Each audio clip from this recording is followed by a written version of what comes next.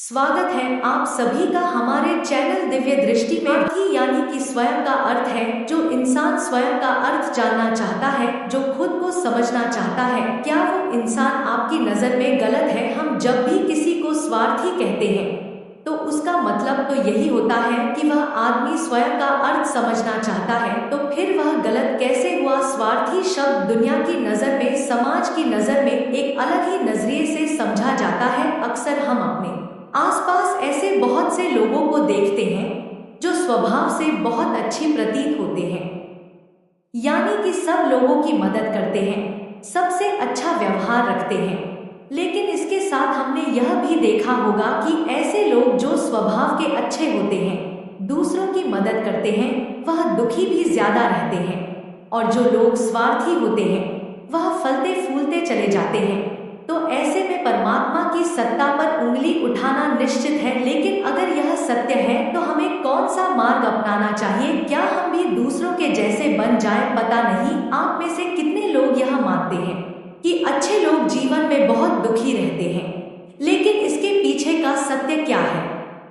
अगर हम इसके पीछे का सत्य नहीं जानेंगे, नहीं पहचानेंगे, तो कहीं ना कहीं हमारा अवचेतन मन भी बुराई की तरफ झुक जाएगा। इसीलिए अपने मन में ऐसे विचार पनपने से पहले इस बात की पूरी सच्चाई, पूरा निष्कर्ष निकाल लें, ताकि भविष्य में आपको अपने अच्छे होने पर पश्चाताप ना, दुख ना हो। आज की जो बौद्ध कहानी में आपको सुनाने वाला होगा, उसमें आपको 5 ऐसे तरीके पता चलेंगे जिसके माध्यम से अगर आप कम करते हैं तो आप अच्छे कर्म भी कर पाएंगे और दुखी भी नहीं होंगे। एक गांव में आनंद नाम का एक युवक रहता था। उसका भरा पूरा परिवार था।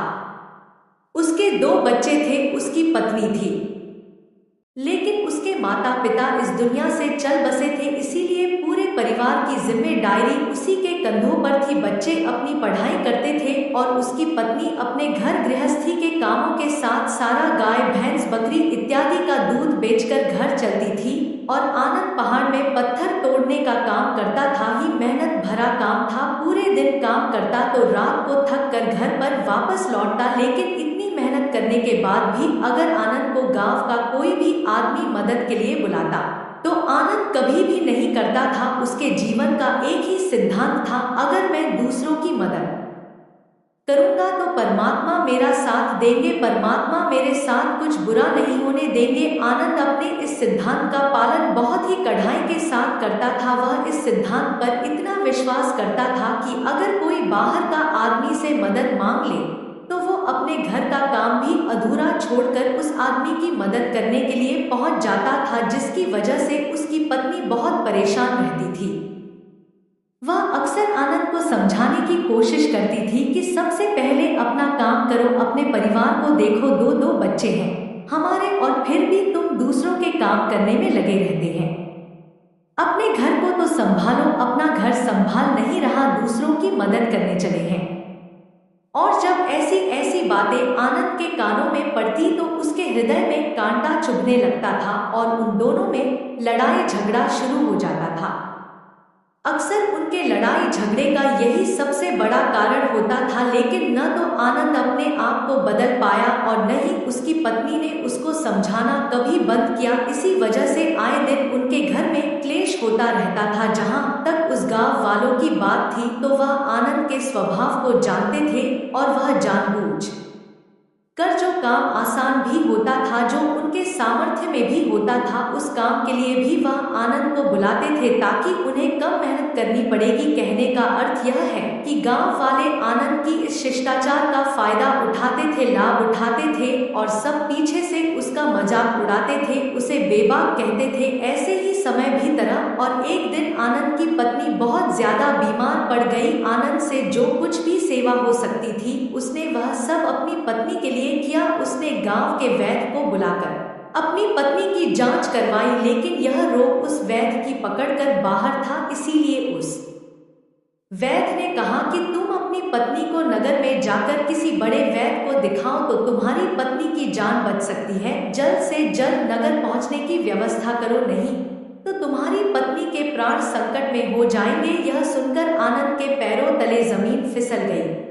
धनु अपने मित्र की घोड़ा गाड़ी मंगवा देता है जिसके बाद वह अपनी पत्नी को वैद्य के पास नगर में ले जाता है। जब उसकी पत्नी का इलाज चल रहा था तो आनंद यही सोच रहा था कि एक वह दिन था जब धर्मों की बेटी बीमार हो गई थी और धनमोह यहाँ पर नहीं था, तो मैं पूरी रात में जी के पास उसके लिए बैठा रहा था, उसकी देखरेख की थी, उसकी सेवा की थी। इतने दिनों तक धनु नहीं आया था, तब मैं ही उसके परिवार की देख रेख किया करता था। हाय कैसा दुर्भाग्य है यह, जिसके लिए मैंने इतना कुछ किया उसने एक घोड़ा गाड़ी देने से मुझे मना कर दिया, और वह भी तब जब मेरी पत्नी जिंदगी और मौत के साथ खेल रही थी। कुछ देर बाद वैद्य बाहर आकर आनंद को एक बहुत बुरी खबर देता है। वो आनंद को बताता है कि उसकी पत्नी को कर्क रोग हो चुका है और इसका कोई भी इलाज नहीं है, उसके पास कुछ समय ही शेष बचा है। यह सुनकर आनंद दुखी होकर वहीं जमीन पर बैठ गया। उसकी पूरी दुनिया उजाड़ने वाली थी और उसे कोई रास्ता नजर नहीं आ रहा था। कुछ समय बाद उसकी पत्नी चल बसी और अब दोनों बच्चों की जिम्मेदारी उसके कंधों पर आ गई थी।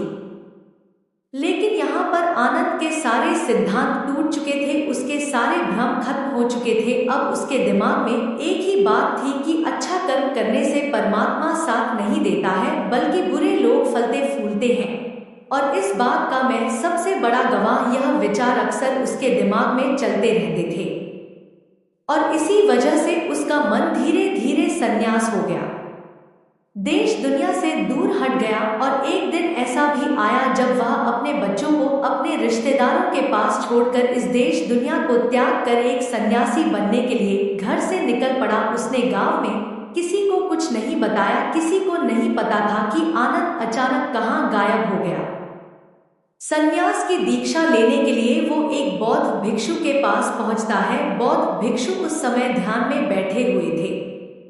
ध्यान से बाहर आने के बाद वह बड़े ध्यान से आनंद के चेहरे को देखते हैं और उससे सन्यासी बनने का कारण पूछते हैं। इस पर आनंद उन्हें अपनी पूरी आपबीती सुना देता है और कहता है कि थे महात्मा, इस दुनिया से मुझे कुछ भी हासिल नहीं हुआ, मेरा मन इस दुनिया से विरक्त हो चुका है। जब अपने दोस्तों ने ही मेरा साथ नहीं दिया तो इस दुनिया में रहने का क्या मतलब, और इसी वजह से मैं सन्यासी बनना चाहता हूँ। यह सुनने के बाद बौद्ध भिक्षु ने उपदेश देना शुरू किया। उन्होंने कहा कि याद रखना बेटा, जीवन से विरक्त होकर सन्यासी बनना तुम्हें परम सुख तक कभी नहीं पहुंचा सकता, परमानंद तक कभी नहीं पहुंचा सकता। तुम दुनिया से अपने मन पर एक बोझ लेकर विरक्त हुए हो, तुम दुनिया से परमात्मा की खोज करने के लिए विरक्त नहीं हुए हो। इस भ्रम में कभी मत रहना, तुम संसार से विरक्त हुए हो क्योंकि संसार ने तुम्हें धोखा दिया, ऐसा तुम्हें लगता है। इसीलिए तुम परमात्मा पर कभी विश्वास नहीं कर पाओगे और न ही उन पर अपनी पूर्ण आस्था बना पाओगे। इसीलिए सन्यासी होने का भी तुम पूरा लाभ कभी नहीं उठा पाएंगे। सन्यासी होने का लाभ मिलता है जब हमारी प्रभु में, परमेश्वर में, परमात्मा में पूर्ण आस्था बन जाती है। मैं तुमसे पूछता हूँ, क्या तुम्हारी आस्था परमात्मा में है? यह सुनकर आनंद कहता है कि महात्मा, मैं तो दुनिया देख कर आया हूँ कि जो बुरे कर्म करता है वह फलता फूलता है और जो अच्छा काम करता है उसे कुछ भी नहीं देता, परमात्मा उसे दुख ही दुख देता है। इसीलिए मैं परमात्मा पर अपनी पूर्ण आस्था कैसे बना सकता हूँ? यह सुनकर उस बौद्ध भिक्षु ने कहा कि यही तो मैं तुम्हें समझाना चाहता हूँ कि तुम पूरी ऊर्जा अपनी सन्यासी जीवन में लगाओ और उसके बाद भी तुम्हें फल प्राप्त न हो तो तुम्हें कैसा लगेगा। इसीलिए किसी की भी मदद करने के लिए मैं 5 सिद्धांत तुम्हें बताता हूँ। यह 5 सिद्धांत समझकर संसार में वापस लौट जाओ और संसार में एक गृहस्थ जीवन जी रहा, उसके बाद ही सन्यासी जीवन का उदय होता है। जब हम अपने गृहस्थ जीवन को पूर्ण रूप से समझ लेते हैं और अपनी जिम्मेदारियों का निर्वाह कर देते हैं। यह कहकर बौद्ध भिक्षु ने कहना शुरू किया कि जब भी तुम किसी की सहायता करते हो, किसी की मदद करते हो, तो उसमें सबसे पहली बार सबसे पहला सिद्धांत जो ध्यान में रखने का होता है वह होता है कि किसी की मदद करते वक्त, किसी की सहायता करते वक्त कभी भी उससे उम्मीद मत रखना। ये मत सोचना कि आज मैंने इसकी सहायता कर दी, मदद कर दी, तो कल बदले में यह भी मेरी सहायता करेगा, मेरी मदद करेगा। अगर तुम ऐसा सोचोगे तो तुम्हें जीवन में दुखों का सामना करना ही पड़ेगा। लेकिन जैसे ही वह पंडित के पास पहुंचा तो अचानक ही जमीन पर गिर पड़ा और उसकी मृत्यु हो गई। पंडित हक्का बक्का होकर धर्मराज की ओर देखने लगा, जैसे कि वह पूछना चाह रहा हो कि आखिर क्या हुआ। धर्मराज पंडित के मन में उठ रहे प्रश्नों को समझ गया और बोला, तुम्हारे मित्र ने पिछले गांव में ही तुम्हें देख लिया था और मैं वहीं से ही तुम्हारा पीछा कर रहा था, लेकिन गूंगा और लंगड़ा होने की वजह से वह तुम तक नहीं पहुंच पाया। उसने अपनी पूरी ताकत लगाकर तुम तक पहुंचने का प्रयास किया, लेकिन बुढ़ापे में बचपन जैसी ताकत नहीं होती, इसलिए हार्ट अटैक होने के कारण उसकी मृत्यु हो गई, क्योंकि वह तुमसे मिलने के लिए अपनी सीमाओं को तोड़कर तुम्हारे पीछे भाग रहा था, इसलिए अपने मित्र की मृत्यु का कारण भी तुम ही कहलाओगे। अब पंडित को पूर्णतः यह विश्वास हो गया था कि धर्मराज एक यमदूत है और उसका कार्य जीवों के प्राण हरना है।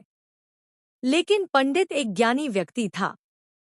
वह यह भी जानता था कि मृत्यु पर किसी का वश नहीं है, सबको एक न एक दिन मरना ही है।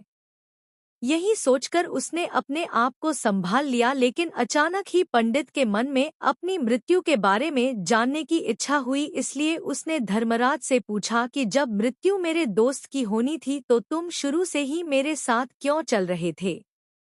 यह प्रश्न सुनकर धर्मराज जोर से हंसा और बोला, मैं तो हर पल हर क्षण सभी के साथ चलता हूँ, किंतु लोग पहचान नहीं पाते, क्योंकि लोगों के पास अपनी समस्याओं के अलावा किसी और व्यक्ति, वस्तु या घटना के बारे में सोचने समझने या उसे देखने का समय ही नहीं होता। पंडित ने कहा, तो क्या तुम यह बता सकते हो कि मेरी मृत्यु कब, कहाँ और कैसे होगी। महाकाल ने कहा, हालांकि किसी भी सामान्य जीव के लिए अपनी मृत्यु के बारे में जानना ठीक नहीं है, क्योंकि कोई भी जीव हो वह अपनी मृत्यु के बारे में जानकर बहुत दुखी हो जाता है। हालांकि तुम ज्ञानी व्यक्ति मालूम पड़ते हो और तुमने जिस तरीके से अपने मित्र की मृत्यु को सहन कर लिया है, उसे देखकर लगता है कि तुम अपनी मृत्यु के बारे में जानकर भी दुखी नहीं होंगे। तो तुम्हारी मृत्यु आज से ठीक 6 महीने बाद आज ही के दिन किसी दूसरे राज्य में फांसी लगने से होगी, और सबसे हैरानी की बात तो यह होगी कि तुम स्वयं ही खुशी से उस फांसी को स्वीकार कर लोगे। इतना कहकर धर्मराज वहां से चला गया, क्योंकि अब धर्मराज के पास पंडित के साथ चलते रहने का कोई कारण न था। इसके बाद पंडित ने अपने मित्र के शरीर का अंतिम संस्कार किया और यथाशक्ति उसके क्रियाकर्म करके अपने गांव वापस आ गया। लेकिन कोई व्यक्ति कितना भी ज्ञानी क्यों न हो, अपनी मृत्यु के बारे में जानकर दुख ही तो होता ही है और मृत्यु से बचने का कोई न कोई उपाय भी खोजता है। तो पंडित ने भी वही किया, क्योंकि पंडित विद्वान था, इसलिए उसकी पहचान उस रात राज्य के राजा तक भी। पंडित ने सोचा कि राजा के पास तो कई सारे ज्ञानी मंत्री हैं, वो मेरी मृत्यु से संबंधित समस्या का कोई ना कोई समाधान निकाल ही लेंगे। पंडित यही सब सोचता हुआ राज दरबार में पहुंच जाता है और राजा से सारी घटना के बारे में बताता है। राजा ने अपने मंत्रियों को सारी समस्या बताई और उनसे सलाह मांगी। अंत में सभी ने विचार विमर्श करके कहा, अगर पंडित की बात सही है तो उसकी मृत्यु भी 6 महीने बाद ही होगी, लेकिन मृत्यु तो तब होगी जब वह किसी दूसरे राज्य में जाएगा। यदि वह किसी दूसरे राज्य में जाएगी ना तो मृत्यु ही नहीं होगी। मंत्रियों की यह सलाह राजा को भी सही लगी है। इसके बाद पंडित के रहने की सारी व्यवस्था महल में ही कर दी गई और राजा के आदेश के बिना उस पंडित से किसी को भी नहीं मिलने दिया जाता था।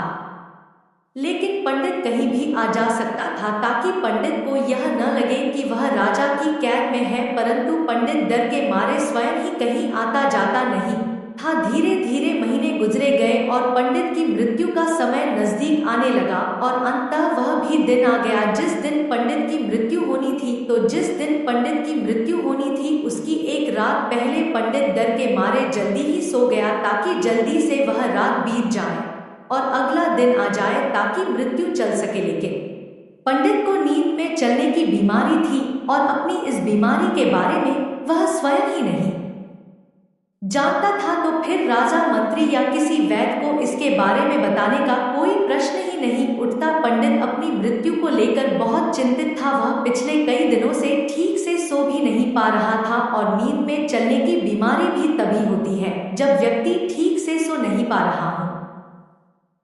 तो उस उस रात भी पंडित को नींद में चलने का दौरा पड़ा। वह उठा और महल से निकलकर अस्तबल में गया, क्योंकि पंडित राजा का खास मेहमान था।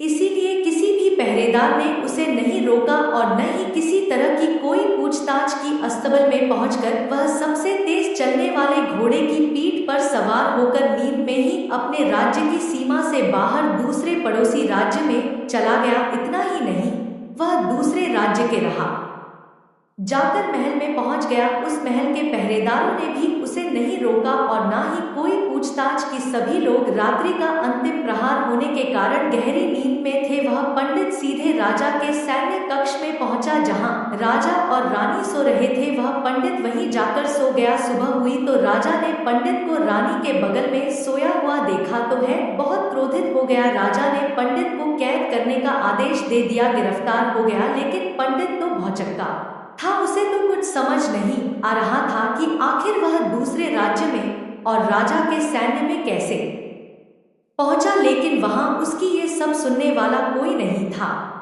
जाने पंडित को दरबार में पेश करने का आदेश दिया। कुछ देर बाद उस पंडित को दरबार में लाया गया। पंडित को देखते ही राजा इतना आग बबूला हो गया कि उसे फांसी पर चढ़ा देने का हुक्म सुना दिया। कि सजा सुनकर पंडित कांप गया, लेकिन फिर भी थोड़ी सी हिम्मत जुटाकर राजा से बोला, महाराज मैं नहीं जानता कि मैं राजमहल तक कैसे पहुंचा। मैं यह भी नहीं जानता हूँ कि आपके सैन्य कक्ष तक मैं कैसे आया और आपके महल के किसी पहरेदार या सैनिक ने मुझे रोका क्यों नहीं। लेकिन मैं इतना जरूर जान आता हूँ कि आज मेरी मृत्यु होनी थी और वह होनी भी जा रही है। राजा को यह बात थोड़ी अजीब लगेगा। उसने पंडित से पूछा, तुम्हें कैसे पता कि आज तुम्हारी मृत्यु होनी है। राजा के इस प्रश्न के जवाब में पंडित ने पिछले 6 महीने का सारा वाकया राजा को सुना दिया और बोला, महाराज मेरा क्या किसी भी सामान्य व्यक्ति में इतना साहस नहीं कि वह राजा के सैन्य कक्ष में राजा की उपस्थिति में रानी के साथ सो जाए।